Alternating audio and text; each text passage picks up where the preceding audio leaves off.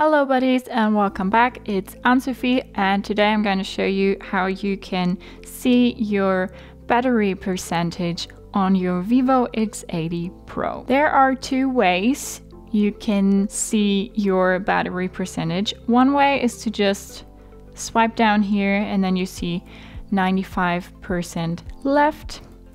Another way is to go to your settings and then go to battery.